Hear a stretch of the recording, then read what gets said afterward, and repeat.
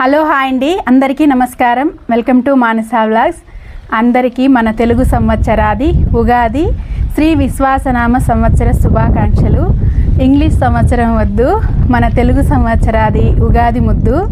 మన తెలుగు సంవత్సరాది ఉగాదికి మన ప్రకృతి కూడా తెలియజేస్తుంది. ప్రకృతిలో మార్పులు, తేనెటీగల రాగాలు, కోయిల గానాలు, వేప పూలు, మామిడి పిందెలు, ఇలా ప్రకృతే తెలియజేస్తుంది కొత్త సంవత్సరం పుట్టిందని.